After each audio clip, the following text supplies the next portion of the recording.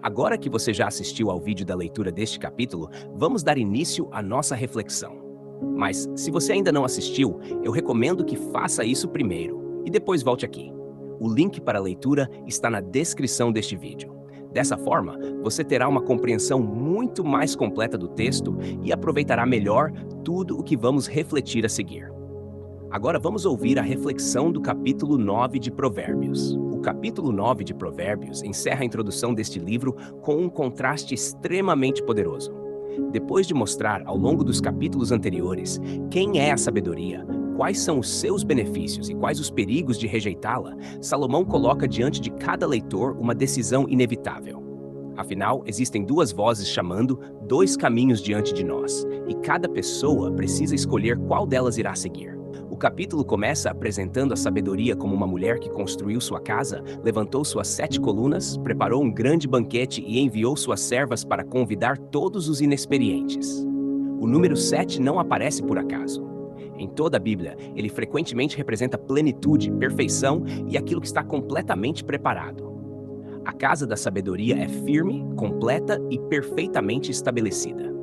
Existe aqui uma revelação muito bonita. A sabedoria não chama as pessoas, em primeiro lugar, para trabalhar ou realizar tarefas. Ela as convida para participar de um banquete. Primeiro vem a comunhão, depois o serviço. Esse é um princípio que atravessa toda a palavra de Deus.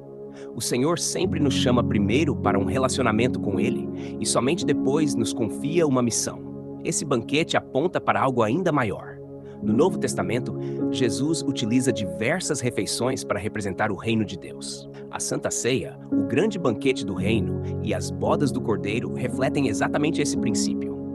A sabedoria prepara uma mesa. Cristo prepara a mesa da nova aliança. Ambos convidam aqueles que reconhecem sua necessidade e desejam viver em comunhão com Deus. O convite continua com um chamado muito claro: abandonar a insensatez para encontrar a verdadeira vida e caminhar pelo caminho do entendimento. Perceba que Deus nunca nos chama apenas para algo novo. Ele também nos chama a deixar para trás tudo aquilo que produz morte espiritual. Não existe crescimento sem renúncia. Na sequência, Salomão faz uma observação que, à primeira vista, parece mudar de assunto.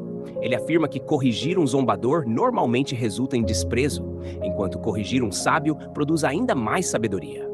Mas esse ensinamento revela uma grande verdade sobre o coração humano. O problema nunca está na correção, mas na forma como reagimos a ela. O orgulhoso enxerga qualquer repreensão como um ataque pessoal. Já o sábio entende que a correção é uma oportunidade de amadurecimento e transformação. Existe aqui um detalhe muito importante. A maneira como recebemos uma correção revela quem realmente somos. Essa verdade aparece repetidamente na história dos reis de Israel. Alguns endureceram o coração quando foram confrontados pelos profetas e acabaram destruídos.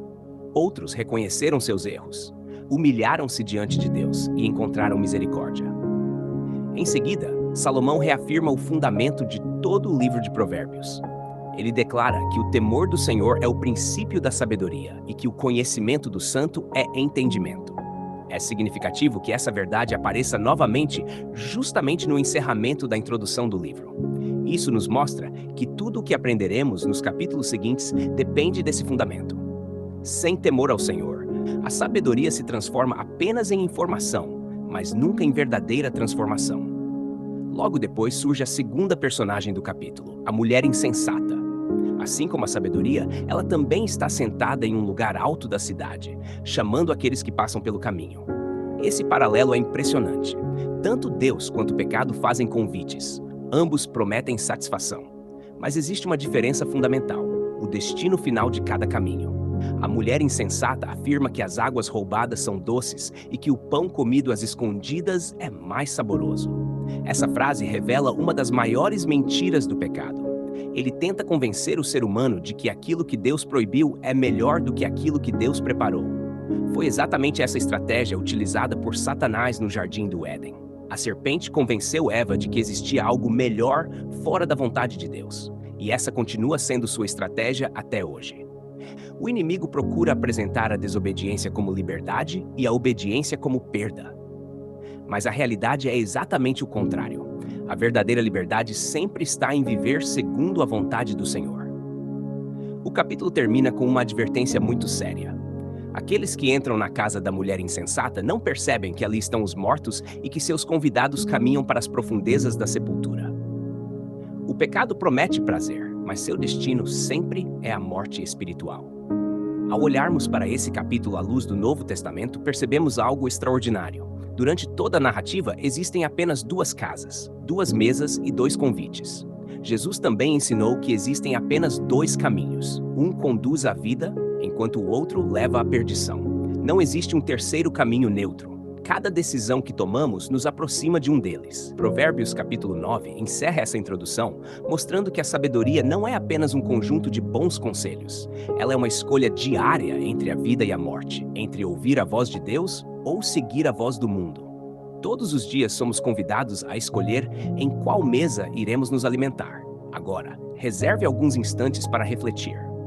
Quando Deus corrige você, sua primeira reação é resistência ou humildade? Qual das duas vozes tem ocupado mais espaço na sua rotina? A voz da sabedoria ou a voz da insensatez? Existe alguma água roubada que o mundo tem apresentado como mais atraente do que a vontade de Deus? Você tem se alimentado diariamente da mesa que Deus preparou ou ainda busca satisfação em lugares que jamais poderão preencher o seu coração? Se hoje Cristo convidasse você para sentar-se à sua mesa, haveria algo que precisaria abandonar para responder plenamente a esse convite. Que esta palavra permaneça em seu coração ao longo do seu dia. Obrigado por acompanhar esta reflexão. Nos vemos no próximo capítulo. Que Deus o abençoe e fique com Deus.